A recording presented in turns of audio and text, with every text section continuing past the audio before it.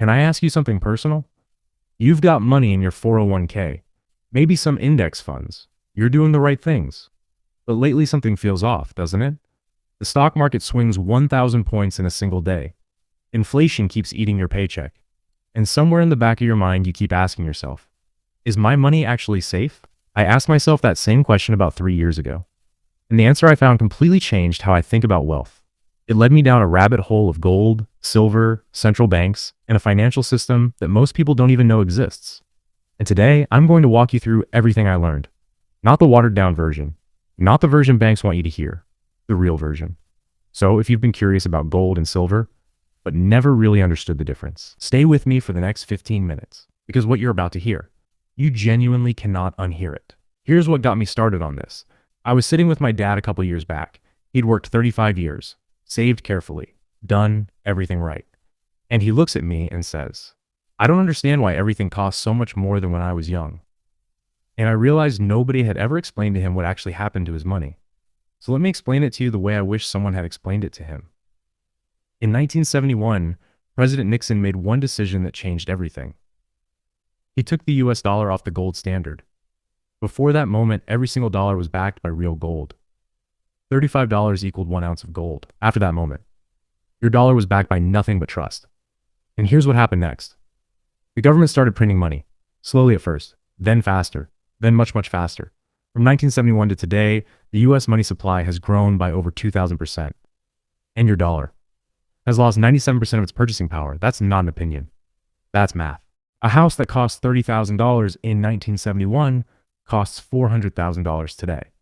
Not because houses got better, because your dollar got weaker. So when people ask me, why should I even care about gold and silver? That's why. Because for 5,000 years before Nixon, before the Federal Reserve, before any of this, gold and silver were real money, and they still are. The system changed. They didn't. Let's start with gold. I want you to think of gold as a fortress. It doesn't grow fast. It doesn't make you rich overnight, but it protects everything inside it. Here's what makes gold unlike anything else. You cannot print it. You cannot manufacture it.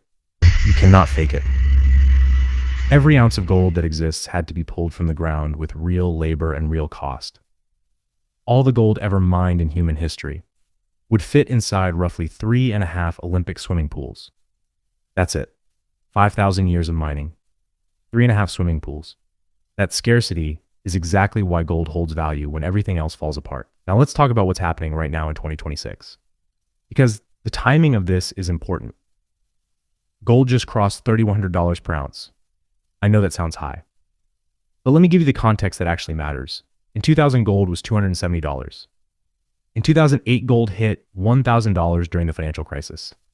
In 2020, gold crossed $2,000 during COVID. In 2024, gold crossed $2,500.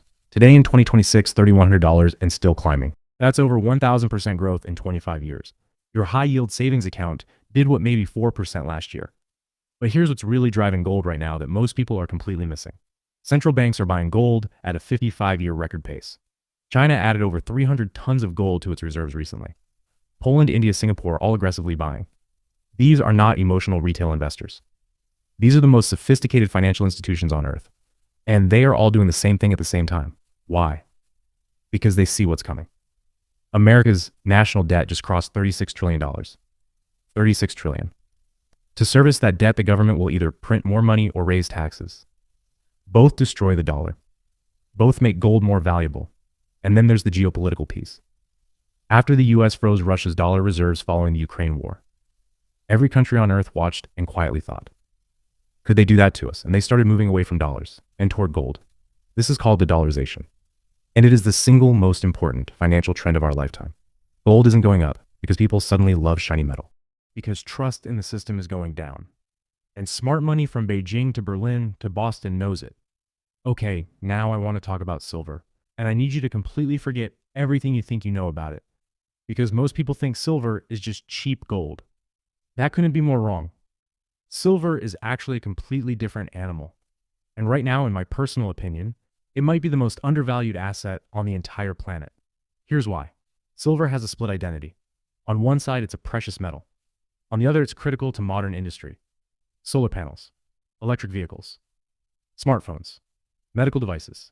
Each electric vehicle uses around 25 to 50 grams of silver. The world is using more silver than it is mining. Now the gold to silver ratio. Historically 16 to 1. Today around 88 to 1. Silver is around $34 per ounce. If it even moves closer to historical levels, it could go much higher. And you can start with just $100. You don't need to be wealthy to start. Gold rose over 15% recently, while stocks struggled. Countries are moving away from the dollar. And the green energy boom is increasing silver demand. This is happening right now. 5 to 10% of your savings in metals. 60% gold.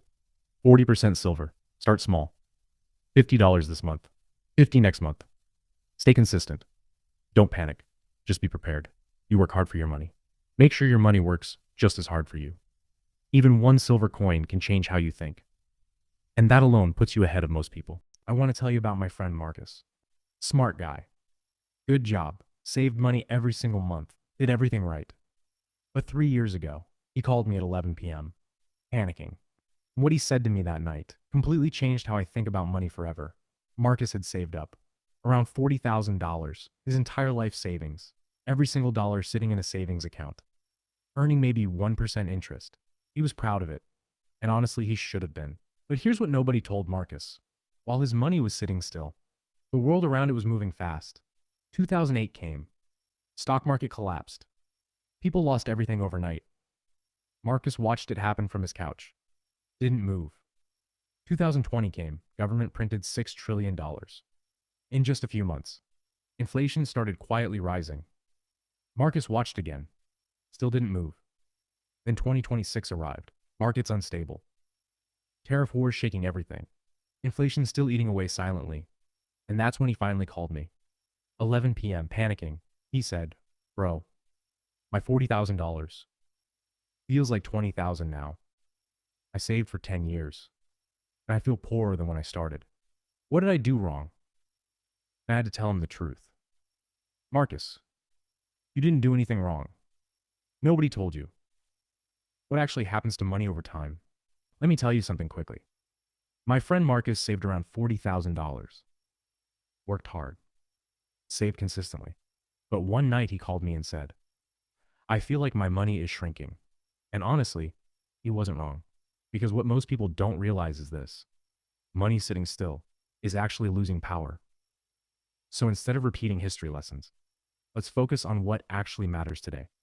Right now, we are living in a system where money can be created faster than ever before. And when more money gets printed, each dollar becomes worth less. That's the part most people never fully understand. Now here's where things get interesting. There are only a few assets that don't depend on governments. Gold is one of them. You can't print it. You can't create it instantly. It exists in limited supply. And for thousands of years, it has held value when currencies lost theirs. And then there's silver. This is where things change completely. Silver is not just a store of value. It's a working metal, used in solar panels, electric vehicles, phones, medical equipment. The modern world literally runs on it. And right now, something unusual is happening. Demand for silver is rising fast, but supply is not keeping up, which creates pressure, and pressure creates opportunity. So now the question becomes simple. Not, should you choose gold or silver? But how do you use both? In a smart way. Here's what I told Marcus. Don't overcomplicate it. Start small, $100, then another, then another. Slow and steady. And keep it simple. Gold for stability. Silver for growth potential. You don't need to go all in. Even a small percentage of your savings can change how secure you feel about your money. Now listen carefully. You don't need to wait for the perfect time. You can start today. Even $50 is enough to begin. Now I want to ask you something. After everything you just heard, which one makes more sense to you? Gold or silver? Comment below. Type G for gold. Type S for silver. I read every comment. And if you watch this video till the end, comment safe, so I know you're serious about protecting your money. I've also created a simple free PDF for you, step by step, how to start, what to buy, and what to avoid. Link is in the description. Go download it. It will make everything much easier. Because, in the end, the people who win financially are not the fastest. They are the ones who prepare early. And that can be you too.